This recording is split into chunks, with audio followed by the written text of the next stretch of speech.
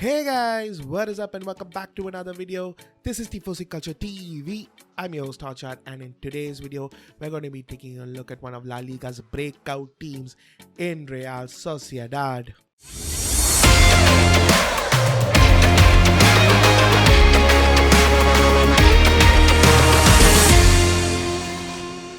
Before we get into today's video, I just want to say a big thank you to all those who have supported the channel.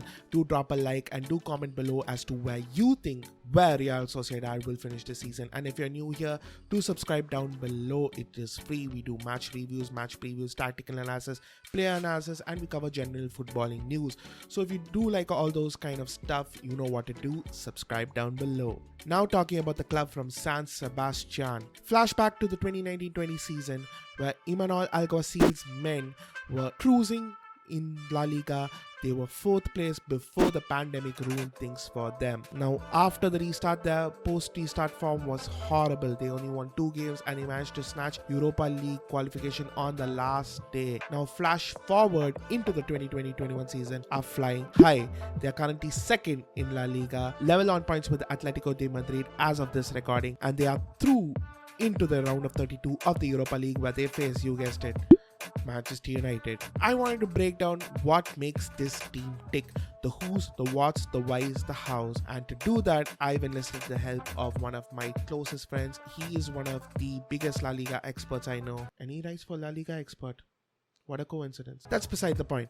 So I've enlisted the help of Akhil Rawat, who writes for La Liga Expert. I highly recommend you guys check them out. I'll leave a link to them down below. He has been so kind and cooperative to help me talk about Real Sociedad. So without any further ado, let's get into the video. Akhil, welcome back. How are you? How's it been? Hello, Kash. Thanks for inviting me back. So yeah, tell me more about Real Sociedad this season, Akhil. Well, first of all, this season has been has started tremendously in La Liga. We've had 6 different leaders in the league for the first 6 weeks, and that happened for the first time ever. Well, there are reasons for that. 2 reasons basically, because first of all, the season did not start at the same time for all the teams. The teams involved in Europe after the end of last season, like Barcelona, Real Madrid, and Atletico, and also Elche, who were involved in the promotion playoffs from the Segunda División, ended the season late. So that's the reason why. That's one of the reasons why Real Sociedad are currently on the top. First of all, yes, they'll be playing exceptionally well. Only lost 1 of their first 11 games so far, with 7 wins, 4 wins away from home, and only 1 draw. That only came on the opening day.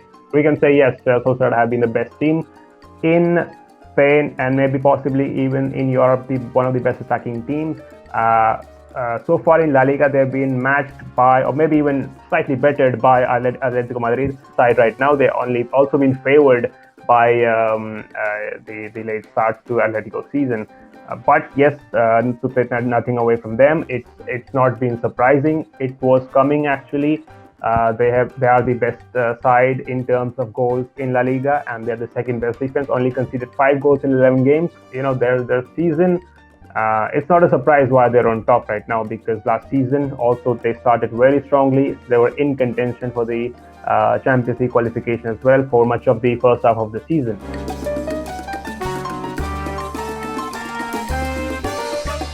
Now talk to me about their manager, Imanol Alguacil. Last season, he was the manager for the youth team, and then he got promoted. In December, he was promoted after previous manager had a poor run of results, and then Immanol Alguacil is as Basque as San Sebastian based manager as you can have in Real Sociedad.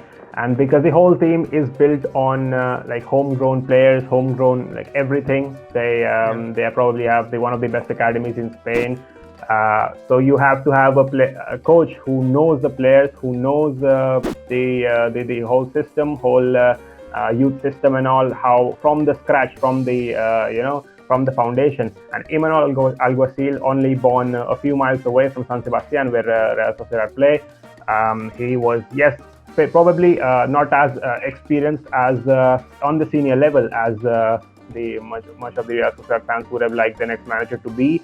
Last season was his first full season with the club, and it went tremendously well because, as I told before, how they were flying high until the pandemic arrived. Basically, they were fourth in La Liga Santander, and they also had the youngest squad in La Liga last season with 23.6 years of average age.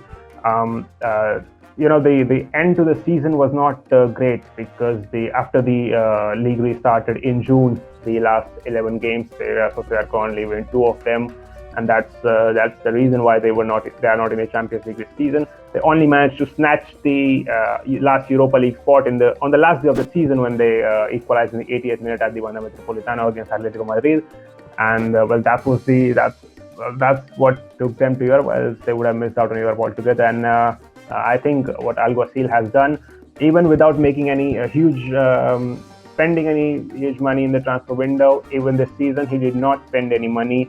Last season, how difficult last season ended for Real Sociedad because with only 2 wins in the last 11 games, and then no transfers in the summer window. Only David Silva came in. Yes, it's a big transfer, but basically transfer in the sense that no money was spent as the Real Sociedad fans would have liked, and they also lost because they lost Martin Odegaard as well, who went back to Real Madrid, and several of the players retiring. David Surutuza left, a long-time server of the club, and basically they did not spend any money because other contenders in the European race like Granada and Villarreal, who qualified for Europe in La Liga, other than Real Sociedad, was spending heavily, were rebuilding their squad. The way they started this season, they had even poorer lineup because some of their main men, like Igor Zubeldia, was injured. He was the most important central defensive midfielder, and they also lost Diego Llorente, who went to Leeds United, their best central defender by far. And starting the season with a slightly inexperienced centre-back partnership with Aricel Estondo and Robin Lenormand. That partnership has been, I would say, if not the best, one of the best in La Liga so far. And also they did not have their first choice right back. Martin Zubimendi right now is the possibly the best defensive midfielder, the best pivot holding midfielder right now in Spain. The parallels already being drawn with Xabi Alonso, who is easily the best midfielder Real Sociedad ever produced.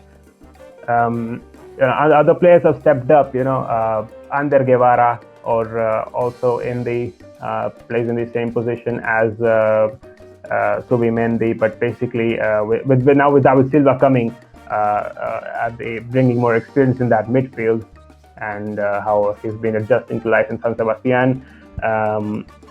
It's been great how the experience of Silva has been mixed with the youth flavor, which has bring every season long. And the way Alguacil, as I said, because you talked about, you were asking about Alguacil, how he's managed his squad. He's put his faith on young players, on the players which have come through the ranks in the club ever since they were 10, 12 years old. Given the opportunity to them, not spending anything in the transfer window, so far it's paid off brilliantly.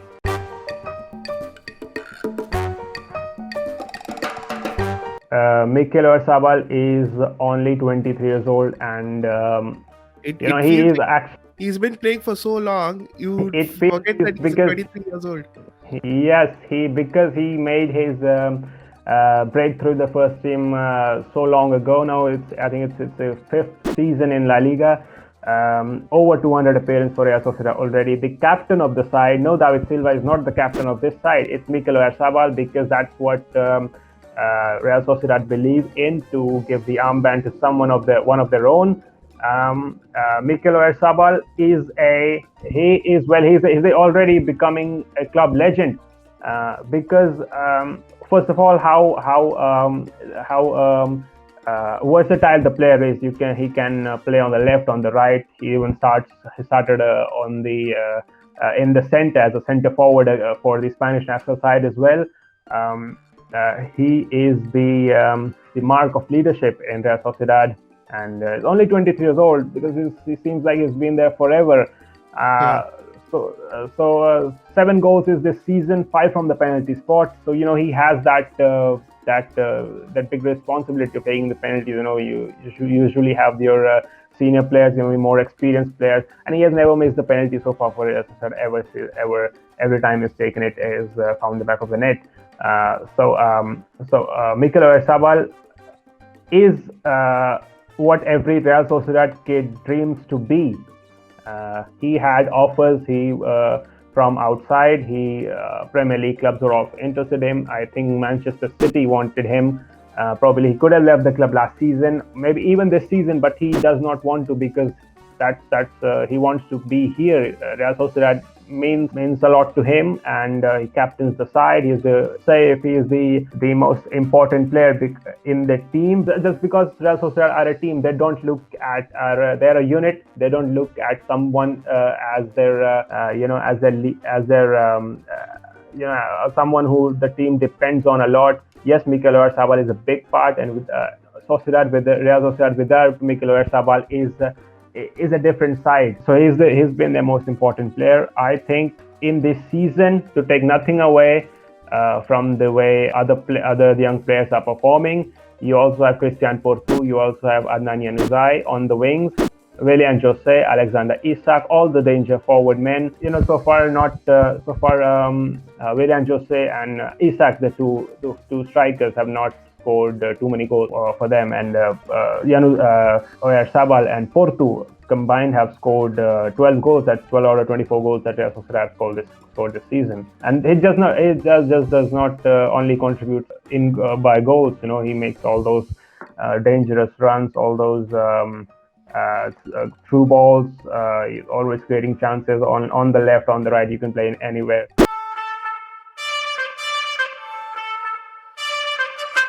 What style do you think best describes this kind of team? Real Sociedad are fearless, actually they are, because they do not sit back. They do not, and I think especially this season, they have been very, very proactive in everywhere, because they're always pressing high, and when they press high, it doesn't, when some team is pressing high, or so they can be caught on the break. They leave spaces behind, so you can pounce on the counter. That's not the case with Real Sociedad so far. I've never seen them. Possibly, yes. One instance was when they lost 1-0 at home to Valencia. That was the only loss of the season. It came because Valencia was really, really parked the bus, and Real Sociedad were very unlucky. And in the dying stage of the game, a few minutes before the full time, Valencia broke the deadlock, and that was probably one of the most unjust results of the game, because Real Sociedad were totally dominating, and they even scored right at the death, but that was annulled by the VAR.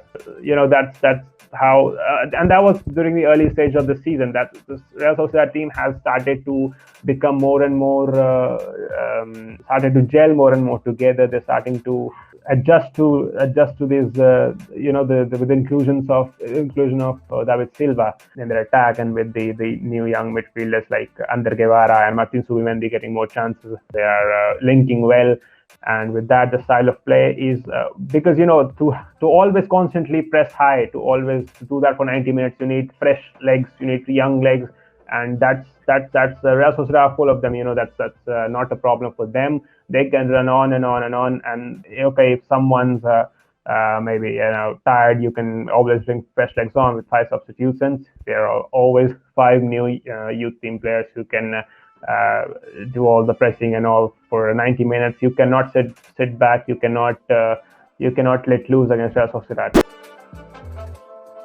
Alright guys, but now we are going to be taking a look at how Real Sociedad are able to progress the ball from out back, and this is what happens when one striker is pressing Real centre backs. Both centre backs are equally proficient in carrying the ball forward, and here we can see Lenormand being able to drive the ball forward into midfield. Both the 3 CMs are being held touch tight by them, pivots and the midfielder, and they are able to manipulate that by drawing the midfielders in towards deep into the midfield, and that opens up a lot of space between the lines of defense and midfield. And this is where Oyarzabal and Januzaj and Willian Jose thrive in. Now the ball is immediately passed to Oyarzabal, where he is in a lot of space to turn and drive at defenders, or he is able to pass the ball to Monreal, and now Monreal has the ball and he is now 1v1 with the fullback, and that is the main aim of Real Sociedad's play, which is to isolate the fullbacks in 1v1 situations to either put in a cross or to cut back and score. Now additionally, what Oyarzabal can also do is drive the ball forwards, because he's 1v1 with a centre back and he does best when he's 1v1, and that gives him a lot of space to either beat the centre back and to go in and score a goal. Now we will take a look at what happens when the opposition press within a 4-4-2 scheme.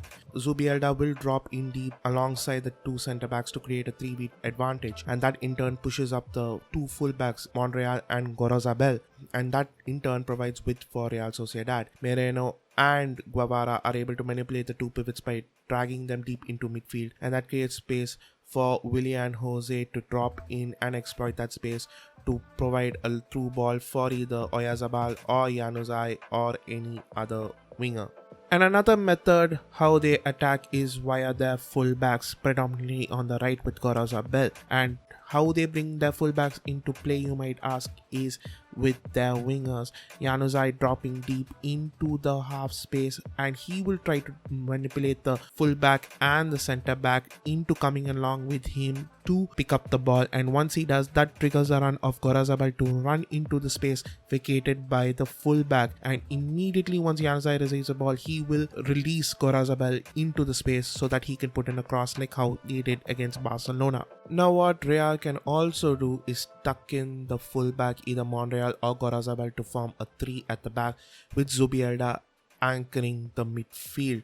And what that does is give license for Moreno to also push up in the half space, and that draws another marker and the centre back with him, isolating the fullback, leading to Oyarzabal to drift out wide to either cut inside and put in a cross or to drive in and shoot.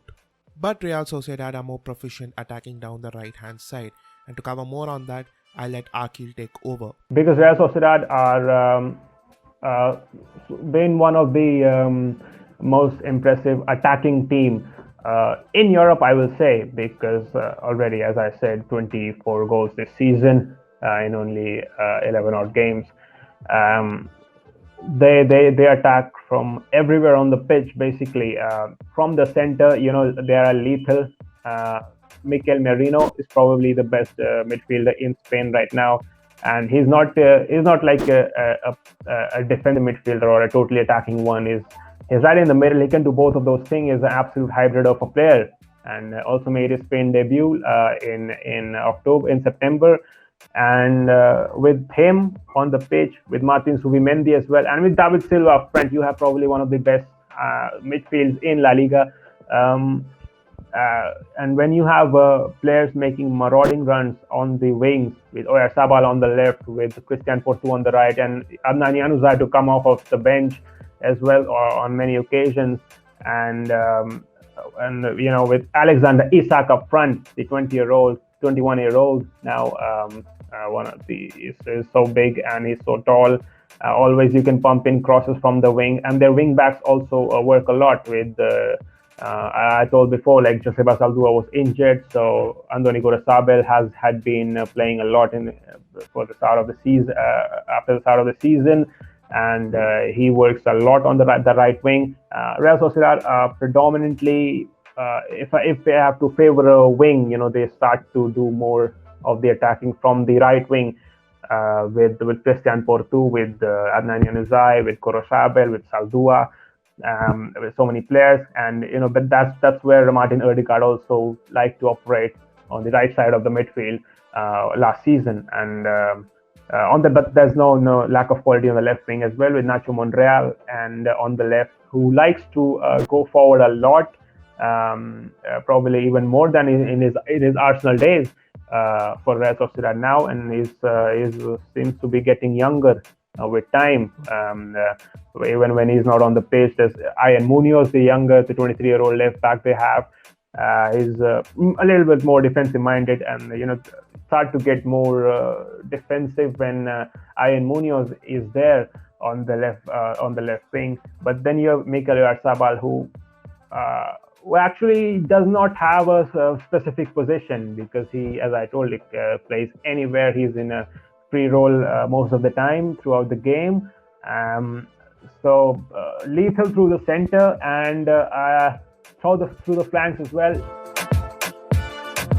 Now let's take a look at how Real Sociedad defend without the ball. If they lose the ball, they will immediately look to press with high intensity as close to the opposition goal as possible to force turnovers. If they do not win the ball, they will look to immediately change to a 4-4-2 shape, and depending on the opposition, this will either be like a 3-5-2 or a 4-1-4-1. But the most common way to disrupt the opposition from playing out from the back is with a 4-4-2. The striker along with another creative midfielder will push forward to press the two centre backs. The wingers will press the opposition full backs, and their press is highly effective, as we can see in their game against Granada, where Real Sociedad's PPDA was 6.1 in total across both halves as opposed to Granada's 22.1. The main aim is to force the ball out wide, where the wingers will immediately press the opposition fullbacks and they will try to collapse on them, making mistakes. Their main pressing triggers are any wayward passes or passes back to the goalkeeper.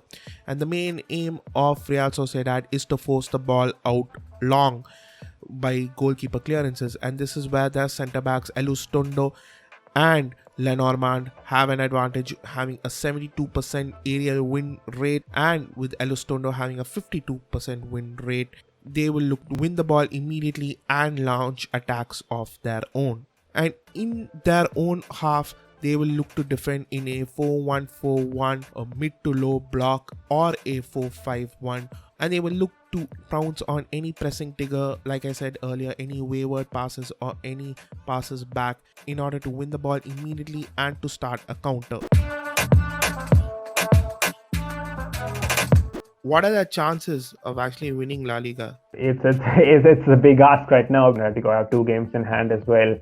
Good thing for the neutrals, for people outside Spain. It's got bored of only Real Madrid and Barcelona winning the title so far. It's been a very below par start for both clubs. Barcelona were recently 13th, and Real Madrid have not been leaders for more than a week now. With Real Sociedad currently, the chances of Real Sociedad and to win the league, it's I'll not say impossible, but it looks so tough, and that was made even because they're also playing the Europa League this season. You know how tough it can get. It is like energy sapper basically, because they're making all the long trips across. And this season, Real Sociedad were grouped with Rijeka in Croatia, Napoli in Italy, and AZ in Netherlands. And if they qualify for the knockouts, and then there's could be more trips all the way to Bulgaria or Russia and all. And because you play 2 more, you have to also play the round of 32 in the Europa League. So lots of matches coming in, and because the season is already so jam-packed, the holiday season now upcoming, the Christmas season, it's not a big like 2-week break like there usually is in La Liga, because they're playing a few days before the New Year's Eve, and then on the after the New Year on the 2nd, 3rd of January as well. The matches midweek, and that's not all, because then there's the Super Copa de España, for which they're qualified as one of the finalists of Copa del Rey last season. So that's going to take place in Saudi Arabia. For that, they'll make another trip in January, and then the Copa del Rey itself starts. And they also have the Copa del Rey of last season final to be played against Athletic Club. It's lots of fixtures, and the way, well, for now, they've been doing consistently in in Europe and and domestically as well. But Imanol Alguacil will have his priorities set somewhere. We do not know right now where is he gonna focus more? Where is he gonna focus more? Because his lineups he hasn't really rotated too much in the Europa League or in the with respect to La Liga because of some injuries as well. And the lack of depth they have in the central defensive positions, because Elizondo and Lenormand being the only senior defenders, and with the loss of Diego Llorente, and then they do not have a proper centre back. After Elizondo was not playing did not play a few games last month. So Igor Subeldia, the central defensive midfielder, had to start back as a centre back. And other than that, they only have Modibo Sanyan and Aris Zarambari, two players from the B team who can play there. So that's probably one of the positions where they can reinforce in the upcoming winter transfer window. Other than that, I think they are well stocked. They even look very overstocked in the midfield positions, with probably the best midfield quota they have in the whole league, with very fast and pacey and wingers and the attackers as well. Squad depth is there, probably in the central defense where they can work on. So with the huge schedule they have, the Supercopa commitments, the Copa del Rey commitments, the Europa League, and then La Liga. So at one point of time when there are probably even more injuries or some suspensions, something where Alguacil comes to a point where he has to choose to give a preference to which competition is he gonna go. You can win a trophy at the Supercopa de España by winning 2 games, but if you that can be that can take a toll on the players as well. But that can also bring a trophy home as well after a long time for Real Sociedad. Club wants to be impressive and successful in Europe as well. And then there's the case of La Liga, which is you are eventually judged at. And with the early few weeks where Real Sociedad have been leading the table, and with everybody asking, can they? They can't really, but still, can they do it? Can it be? Because with Real Sociedad and Atletico Madrid setting the pace early on this season, it's turned really spicy. One of the best starts in La Liga all season for the neutrals. But can they win it? In a short answer, I think. I don't think it's impossible, but if we look at the bigger picture, I know Alguacil has that philosophy of going partido a partido, like game by game. Yeah. That's basically what every manager lives by. But for now, he will have it. He will have his sights on with all this competition. He will have that on his back of his mind. But I think La Liga will be a bit too much to ask from them for now. Even with the 7 wins they've had in 11 games, they are yet to play some of the big guns, some of the huge matches that are coming up next. They have a game against Atletico Madrid coming this month. They have a Basque derby with Athletic Club. Maybe we can get a better picture at the turn of the year. For now, it's a very big ask to win La Liga. Atletico Madrid are probably the best set team right now to lead the charge, but Real Sociedad, what even Alguacil should be looking at right now is securing Champions League qualification for the club. And I think that if that happens, that will be a very, very successful club, and they are setting a big example. With what will constitute a great season for Real Sociedad is winning the Copa del Rey, is finishing the top 4 of La Liga, and is giving a good example of themselves. So Immanol Alguacil and all the young lads, Real Sociedad are flying high right now, and I think they should be happy with how they are right now. So that is it, guys. I really hope you enjoyed the video. If you did, you know what to do. Please make sure to smash that like button, as the kids would say. Comment down below, where do you think Real Sociedad will finish the season, and where will they end up in the Europa League? And if you're new here, do consider subscribing. We do match reviews, match previews, tactical analysis, team analysis, and all that good stuff. So if you do enjoy all that, you know what to do. Subscribe. And until the next video, this is me, Hotshot, signing out. Peace.